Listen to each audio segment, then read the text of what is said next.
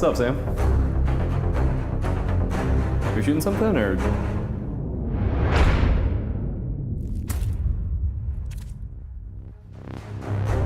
Oh my God.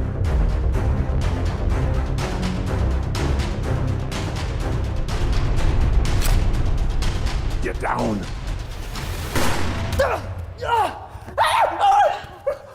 You shot me! Sam, what are you doing? You actually shot me! Hey, no, I'm real sorry. Like, I'm real sorry. I was just getting really into it. Come on, man! I promise I did not even know this was loaded. I thought this was like an airsoft thing. Feels like a real gun? Oh, jeez. I thought this was like a T2 thing. Like, look what you made me do.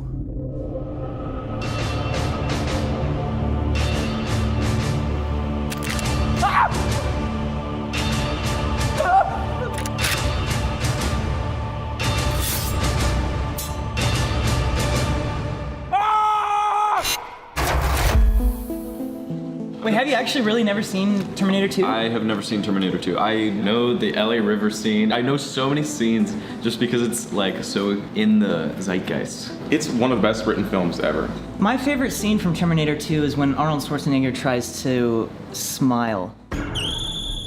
Maybe you could practice in front of a mirror or something. This movie came out July 3rd, 1991. In a couple months, this movie will turn 30. This was a very revolutionary visual effects film. I know ILM was hot off the heels of The Abyss just before going into Jurassic Park. This was a testing ground for a lot of new technology. A few months ago, you guys tackled Tron. That was 40 years ago, right? And I would say like the challenge they faced back in the day 40 years ago was just rendering that stuff out. And so by today's standards, everything can render at this point. And so now we're going to a film that's 30 years ago. Theoretically, you're like, oh, well, this is gonna be kind of easy. All of the T-1000 shots where he's just like hanging out and chrome looking, that's kind of a piece of cake. I don't see that as a challenge at all. The challenging stuff in this film are the complexity of the animations now. It's no longer just like a rendering thing.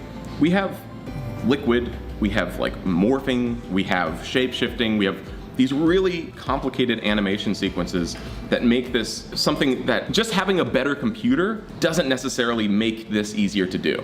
So the shot that really sticks out to me is the moment when the T-1000 approaches the jail bars and like it's nothing, just slips through them.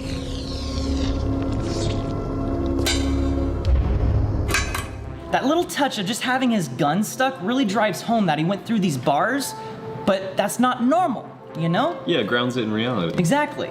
There's a couple things going on. One, he approaches it in the previous shot and gets right up next to the bars. And then it cuts away, then it cuts back to him in this static shot where I think there's a few different elements. One, we have the background behind the bars. Two, we have Robert Patrick playing T-1000 right here behind. Three, the jail bars. And I think there are three separate elements here. I'd be willing to bet that this is projection mapped onto a 3D model of the actor. Yeah, you know what? I bet you're right.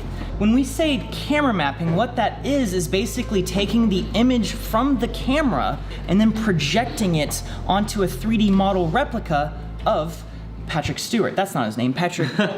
Robert Patrick. This is hard to do. I bet we can probably do this. Oh, we can totally do this. I want to see if we can recreate exactly how they did this using modern methods. So what if you were to do this fully CG and I was to do it with camera mapping? Let's do it. And so that way we can sit down and actually compare the pros and cons of each effect, because these days, they would just do your method. Yep. They've abandoned the old ways. Doing 3D scanning is going to be faster. I'd be willing to bet that I'm gonna finish this before you. But which one will look more real in the end? Guess we'll have to find out. You know, thinking about how they did all this stuff like way back in the day, it's like it had to have taken forever. But these days, not only do we have more modern software, we also have modern efficient hardware, like this Loopdeck CT, and I'm gonna tell you about it because it's our sponsor for the day. If you're creative and you wanna get more into improving your workflow, whether you're a colorist, an editor, a sound designer, a musician, all of those apply with the Loopdeck. So this is actually specifically designed to work with pretty much any software. It has API integration, so the programs actually work directly with the hardware. It's nice. It's aluminum, it feels rugged and built. Like I feel like I could throw this in a backpack without ever breaking it. It's got this very satisfying dial. We have a whole bunch of buttons up here. They're touch buttons, and we have a bunch of physical buttons down below. Now, what's actually cool about this is you also have these dials, but these buttons here you can program to be different pages. So you can literally map every single possible action in a program to one of these touch buttons. Their intention, I think, is to replace the entirety of your keyboard with just this. And when I first heard about that, honestly, I was pretty skeptical. I was like, nah, not gonna replace my keyboard. But now that I've actually gotten used to it and have been using it a little bit, I can see it. So it works very well with any Adobe product, Premiere Pro, After Effects. Rotate, rotate, scale up, scale down. Oh, press the button to reset. Press the button to reset the rotate as well. So over here in Cinema 4D, I actually added some of my own custom hotkeys to it. Normally it's a little cumbersome to have to press 4 keys to do an action. Well, it's not cumbersome to program those 4 keys and map them to a single button, and that's what I've done for all of these. Octane settings. I have my Octane settings pulled up. Oh, I'm using some materials and I want to use the node workflow. Boom, node editor right there. That makes me happier than you realize. It's saving me precious seconds that will add up over a day. Meaning, I get more done, you get more done, your client is happy. So if you're creative and you're looking to, improve your workflow here, we got links in the description, check it out. This thing is actually going to make my life way easier, and I'm definitely gonna be using this for the foreseeable future. So we have been researching how they did not just this shot, but the whole movie. There's an incredibly in-depth article around the entire effects process of this movie from beforesandAfters.com. I highly recommend it, it's linked down below. And the author, Ian, talks about this shot where the dude goes through the jail bar cells. They had to use this software that they made called Make Sticky. That's what they called it. The software was originally called Make Me Sticky, but I guess people didn't like that, so they changed the name to Make Sticky. Make Sticky, not Mix Sticky. That's an item at McDonald's you can only get after 2 a.m. Basically, when you have a 3D model, you have a bunch of different points. They're called vertices. A cube has 8 vertices. 1, 2, 3, 4, 5, 6, 7, 8. So he's describing this process of basically taking the vertices of a model and gluing it to a texture. So as that vertex moves, the texture moves with it. He's literally describing UVW mapping before that was even a thing. This technology didn't even exist. They were literally like, oh yeah, we had to code that from scratch. The artists were also developers at that time. There was no separation between them. In fact, T2 was the first movie at ILM they specifically hired a coder, a developer, to make the tools full-time so that the artists could just focus on the art rather than also developing the tools. It's complex stuff. There aren't tools that are directly built for this exact effect, because it's such a strange and niche effect. So we're trying to actually replicate the shot, and with that we wanted to replicate the field of view of the camera. So I basically fed an image of the original shot into this program called F-Spy, which is super cool. Basically, you give it some straight lines in your scene, and then it calculates the focal length of the shot. And then you can bring that information into a 3D package like Blender, which I did here, and use that to model things within the scene to match the shot. And so I used that to make the jail bars. We are not going to build the bars practically, because what this shot is missing in the original is proper reflections and lighting from him actually passing through it. So technically, our shot should be more realistic in that regard. The goal is to kind of recreate the original shot as close as we can. Obviously, we don't have the same location. We're not going to have the windows with the grates and the light coming through that. Obviously, I'm not as handsome as Sir Patrick Stewart, but we're gonna try to recreate the lighting. So the edge light and the key light are gonna be in the same spot. We're gonna recreate the camera angle. We're gonna digitally recreate the jail bars. So for that to really all work, there's 2 other things we gotta do for the VFX side of things. One, we're gonna get a nice custom HDRI. Let's grab one of these. So this is the old school method. The way they would have done it back then, you can just take a picture of a chrome ball and extract a 360 image from it. And it became standard kit at ILM for decades to come. Yeah, and we don't really do that anymore. I'm just taking manual pictures at different exposures. So I took one at -4 stops. I just took one at -3.5. I'm gonna take another at -3. And I'm just gonna keep doing that until I've got like a dozen different photos at different exposures. And in Photoshop, I'll combine them together into a single HDRI. So for my version, which is the full CGI version, we have to get a intensely high resolution 3D scan of Ren's noggin. And that's going to entail just having Ren super still while I go around him with the DSLR taking hundreds of pictures of every little nook and cranny and pore and pimple he's got. And then I'm going to feed that to a computer algorithm which uses it to reconstruct the 3D object that you're taking a picture of. Since you're doing the full scan, you can make me do whatever you want. Oh yeah, exactly. I can make you do whatever I want. I think Peter is chewing off a very big bite here. Biting off a big bite to chew. Whatever analogy works best here, insert that. Peter is a big bite to chew. You are going to try to keep the entire part of me CG, and that comes with all of the uphill battles the entire industry has faced for decades in trying to render a photorealistic face. Here's the thing though, many of those challenges come from trying to move the face, stretch the skin, animate the expressions, but if you just have a still expression, like in this shot, you only need to get the reflections in the subsurf and the hair looking right, and then the computer does the rest of the work. Whereas, the way I intend to do this shot is going to have all of that baked in. He has to do all of the work to catch up to that point. You're going to have to do more manual tweaking than I am. I feel like I'm sidestepping all of that manual work and just letting the computer do everything. And I think that's exactly why most Terminator movies since then have just gone that route. Yeah. Like the last couple Terminator movies that came out, pretty much anytime you see any sort of like transformation or whatever, everything about that person or that character is computer generated, including like basically the final finished person. But if you have a low budget or really old, you would do it with the method I'm trying. If you're really old. I mean, think about it. The people working on like T2 are like ancient now. They're like grandfathers. I am genuinely curious how this is gonna go down. This is a real, actual investigation between us right now into the old ways of the old guard and the new ways of the new guard.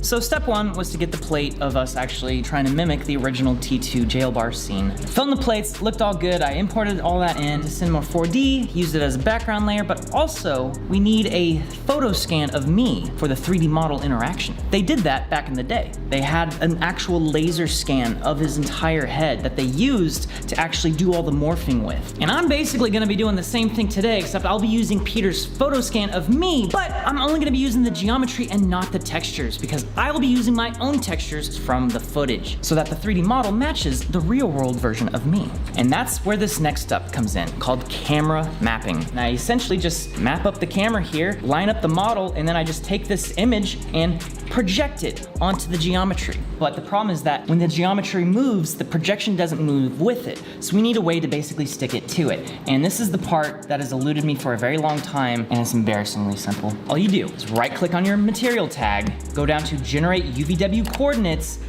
boom, done. Now that I've done that, I can actually move this guy around. It's me, but it's textured with the actual texture from the background image. The moment I start whipping it around to the other side, it doesn't look real anymore. Look, it's because it's actually duplicating the texture on the back side of it. Now that I literally know it was as simple as hitting generate UVW coordinates, I can literally open my customized commands and I'm gonna label that as generate new UVWs. I have now mapped that to my loop deck, as easy as that. So now anytime I want to do a projection thing, I can literally like hit the button and I'm good to go. Yeah, so the effect I've actually been trying to get to is how do I distort this mesh here? I can use the grab tool and literally just grab my nose here.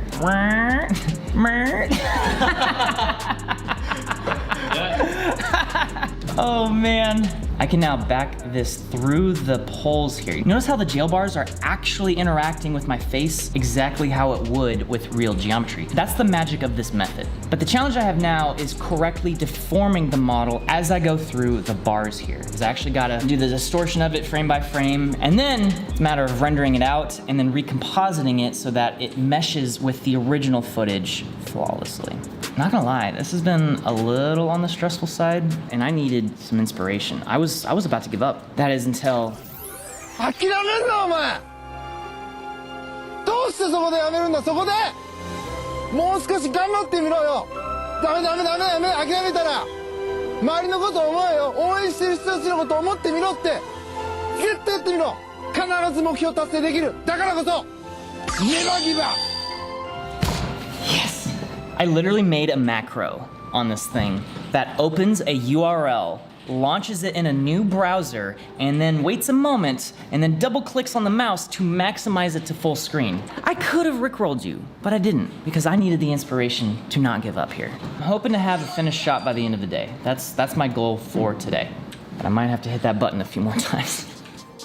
So working with this photo scan has been a bit troublesome. Progress has been slow, but we're working through it. 3D scans have just inherent problems that come with them, like when you try to scan hair, it doesn't really work. It comes in a solid object, and when you try to render that out, it just looks like somebody has a lump of sculpted clay that's painted to look like hair. And so what you have to do is I took the scan of Ren, and I smoothed it out a little bit with a sculpting brush, and then I actually had to smooth over his hair completely and then pat it down into the form of a head. And so now I have this really weird looking model of Ren where he has a smooth over head that's definitely not his head shape.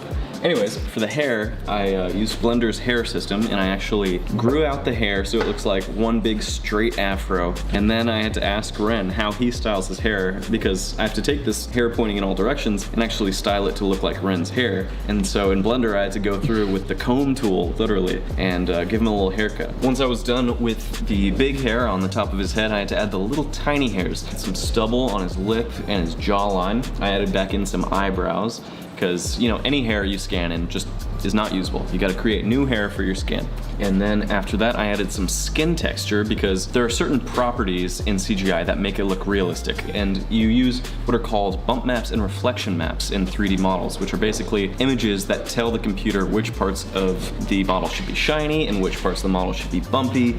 And with a 3D scan, you don't get any of that inherently. So you have to make that stuff from scratch. And so basically I had to kind of like paint where the oil would be on his face a little bit, and I had to add some micro bumps for the skin, and that helped a little bit, catching the light and making the skin look a little bit more real. And the last element, that is the cherry on top, is subsurface scattering. That's the thing where you take a flashlight and you shine it through your hands or the back of your ear, and you see the red and the light coming through.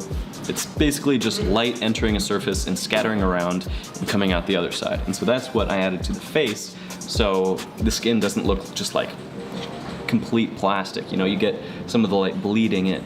As for the actual distortion of the face going through the bars, I tried something different, which I've never actually tried before. I used a lattice object. It's basically a giant cage, which you bind to your mesh, which is inside of it. And then when you move a part of the cage, it moves the part of the mesh that's closest to that part of the cage. I just went through the sequence, animating these, having it bounce back and jiggle a little bit. That was animated manually. The cool thing about doing it in CG is that you really get the accurate look of the light penetrating the hair and the hair bending around the bars. The downside to this is getting a likeness of a person is very difficult. And I would be staring at my computer screen and I'd be like, yeah, this looks pretty good. And then I would look over at Ren and be like, God damn it, this doesn't look like him at all. And so I just spent a lot of time dialing in that look. But besides that, I'm very happy with how it turned out. And I think it looks pretty sweet. Okay, we have finished our visual effects shots here. We have finished our pieces to varying levels of quality. Yeah, it was surprisingly challenging. You'd think that having all this modern tech, it would make it really straightforward, but I guess that's never the case. It was still very hard. Yeah. All right, so let's go ahead and look at the actual morph shot that I made last night at 2 a.m.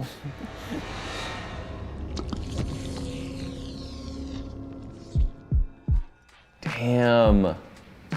Dude, this is the way to do it. You think so? Yeah. So what are your first thoughts when you see this? This looks amazing. I mean, it's obviously you. A big problem I had with mine was that it looks like a weird uncanny valley version of Ren. I don't think if I was watching this as a viewer and it was part of a movie, I don't think it would faze me. The only thing that's kind of bugging me is you were saying like the keyframed stretching and stuff. It could be animated a little bit smoother, but it totally works. I have not seen what you've made yet, and I'm very intrigued. Yeah, this one I'm like simultaneously really happy with this, and also it's like kind of really weird.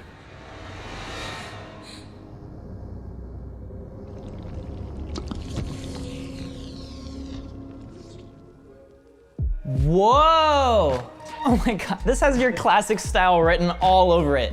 So I'm really happy with everything in this except your likeness. For starters, it's really hard to create an exact 3D replica of somebody. Like friggin' Star Wars couldn't even do it. It's really tough. Yeah. And the problem I was having was that this mesh that I got of your head was so incredibly high resolution that I couldn't even work with it. I had to down-res it a little bit, and that caused some artifacts around your eyes. It looks like there's a bit of like a geometry bump right over my right bottom eyelid there. So there's a few things that you've done here that really elevated the shot from the original that I didn't do. First, you added some camera motion. The camera's actually pushing in a little bit over the course of the shot. You added some character movement to me, like my eyes are moving, my head's moving a little bit, and on top of that, the actual distortion has ripples to it. That was tough. It definitely came down to a lot of fidgeting with the animation and the keyframes. It's all keyframed. The fact that you literally made the hair from scratch is like so high level, and you can really see it there as the hair like literally like bends around, like parting of the winds. That is something neither I or ILM were able to do. Totally, and it's like this method is far from perfect, but I think that's one aspect that would play into the perfect way to do this. What would we do differently to combine our powers? In my opinion, I think we would do it full CG except for the face. For the face, we would use your method, which is the projection mapping onto the face. So then you don't have any weird likeness issues, but you can still get the hair and the simulation and all the nice new technology that we have to use. So has this given you a bigger appreciation for what they did back in the day? Definitely. I still have no idea how they did the liquid moving around the bar and reforming. Ours just like stretches back out. It doesn't reform into a mesh. I feel like the tools they had when doing this shot were specifically capable of doing it the way they did. Yeah. And the software we use today is very broad. It's supposed to be able to do everything and anything as opposed to being really good at just this one thing. Freaking shout out to all the original artists who work on this shot and pioneered software just to make this. And yeah, it was very groundbreaking, and kudos to all of y'all who figured it out. So for this video, I tried to get in touch with Doug Smythe, I think is his name. He worked on this shot. If you are seeing this, Doug, and you want to chat with us, we would love to have you do a segment about this on Visual Effects Artists React. Hit us up.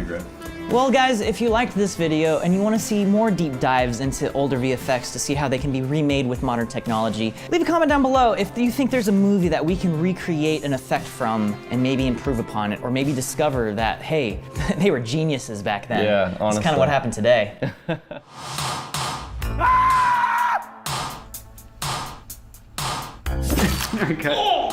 Like, now look at him. Look at him, he's not coming back. Look what you made me do. Oh! Don't see that every day. Oh my God.